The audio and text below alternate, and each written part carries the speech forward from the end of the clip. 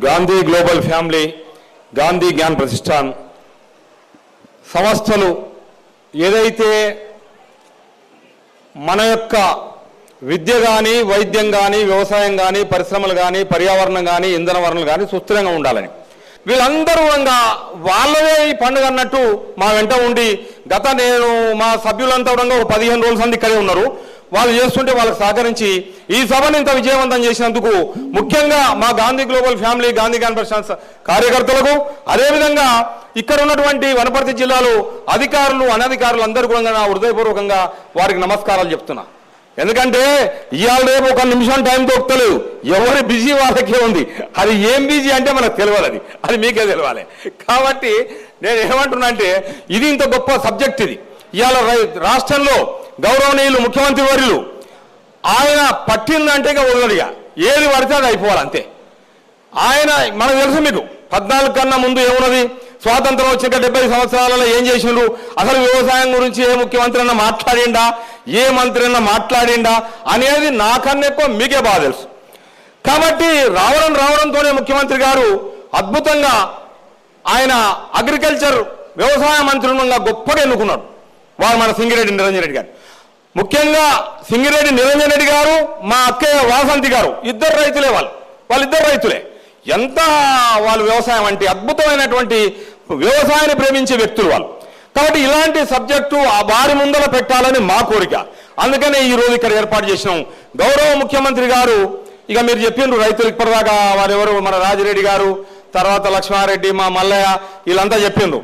అంటే ఈ విధంగా రైతుకు పంట మన పెట్టుబడి సాయం కింద రైతు బంధు అని, రైతు బీమా అని, ఇవన్నీ కూడా మునుపెన్నడూ జరిగినటువంటి స్కీములు. అయితే కొంతమంది రైతులు నాతో మాట్లాడినప్పుడు గత చాలా మటుకు మేము 33 జిల్లాలు తిరిగినాం. ఎంతో మంది రైతులతో మాట్లాడితే, సార్ ఇది ఇచ్చిండ్రు మాకు, విత్తనాల సబ్సిడీ కట్ చేసిండ్రు, తర్వాత పనిముట్ల సబ్సిడీ కట్ చేసిండు. అంటే అది సబ్సిడీ ఆయన ఫ్రీకి ఇప్పించినట్టు చెప్తాం. మేము మా గాంధీ గ్లోబల్ ఫ్యామిలీ నుంచి మంత్రి గారికి దండం పెట్టి చెప్తాం. ఏమనంటే విత్తనాలు మనం షాపులలో కొనొద్దు, షాపులలో కొనే విత్తనాలు మొత్తం మోసం, రైతు సగం నష్టపోతుంది, అవి మొలవు.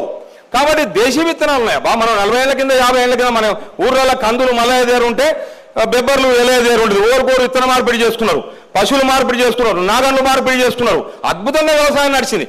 అయితే ఇప్పుడు నేను కోరుకునేదంటే మీ తరఫున ఎవరు చేయాలి? ఇప్పుడు మాటలు మస్తు చెప్తాం, పనిచేస్తారు కావద్దు. కాబట్టి ఇది చేసే ప్రభుత్వం, ఇది పనిచేసేటువంటి ప్రభుత్వం, దానికి మీరు పూర్తిగా సహకరించాలి. ఆ విధంగా రైతులంతా వాళ్ళు ప్రభుత్వానికి, రైతులకు ఒక అనుబంధం ఏర్పరచాలి. ఇప్పటికి ఇంత బాగా అభివృద్ధిలోకి వచ్చిండ్రు, ఇంకా ముందు రావాలని చెప్పి అందరు రైతులు చెప్పిండ్రు, సార్ మాకు విత్తనాలు ముఖ్యంగా, మాకు పనిముట్లు ఇవి మాకు ముఖ్యమని. ఇక ఇది ఈ సమస్య, ఇది విధంగా ఉన్నటువంటి దాన్ని చాలా మంది రైతులు, కొంతమంది ఈ మధ్యన మనకు ఒక శుభపరిణామం రాష్ట్రంలో ఏంటంటే, ముఖ్యమంత్రి గారు కూడా చాలా చెప్తారు. ఏమనంటే కల్తీ లేని ఆహార పదార్థాల గురించి వారు చెప్తున్నారు. అదేవిధంగా వ్యవసాయ మంత్రి గారు కూడా చెప్తుంటారు. వారు చెప్పిన 2 స్కీములు నేను చెప్తాను మీకు తర్వాత. అయితే ఏదైతే ప్రకృతి వ్యవసాయం చేస్తాం అంటే, ఇప్పుడు ఈ మధ్యన ఏదంటే ఆ ఊరు కోడు మోపవుతారు, ఆర్గానిక్ వ్యవసాయం, ఆర్గానిక్ అగ్రికల్చర్, అది ఇది. ఆర్గానిక్ అనేది పెద్ద అబద్ధం. అది వెనకటి నుంచి చేసిన వ్యవసాయం. మీకు వ్యవసాయం గురించి చెప్తే ఎటువంటి తాతకు దగ్గర నేర్పడి ఉంటుంది. వెనకటి నుంచి చేసింది ఏంటంటే ఇదే ఆవు పేడ, గోదావరి వ్యవసాయం, పశువుల వ్యవసాయం. అదేవిధంగా మనం ఇంత ఆకులు, అలాలు, జనుము, గింజలు జల్లి అవి తొక్కేది పొలం వల్ల. ఇట్లాంటి వ్యవసాయం అంటే ఇది ఆరోగ్యానికి మంచిది. అంటే మా డాక్టర్ గారు అప్పుడప్పుడు చెప్తుంటారు, మా కేవై రామచంద్ర గారు, రైతులు అన్నదాతలే కాదు ఆరోగ్యదాతలు అంగా. మీరే ఆరోగ్యాన్ని ఇచ్చేది, మళ్ళీ ఆరోగ్య ప్రదాతలు కావాలి మీరు. కాబట్టి ముఖ్యంగా 2-3 మనకు గురువు ఉంటారు, అక్షరాలు నేర్పే గురువుకు మనం పూజ చేస్తున్నాం. ఎందుకంటే ఆయన అక్షరం నేర్పుతున్నాడు, జ్ఞానం ఇస్తున్నాడు. అదేవిధంగా అన్నం పెట్టే రైతుకు పూజ చేద్దాం. కాబట్టి మనం ఈ వేదికకి ఏం పెట్టుకున్నాం అంటే రైతు పూజోత్సవ వేదిక. రైతు పూజోత్సవ వేదిక. రైతును పూజించడం సన్మానం కాదు, పూజనే. ఎందుకంటే మీరు 6 కాలాల పాటు కష్టపడి మీరు పండించిన పంటలు ఇవన్నీ ఉన్నాయి.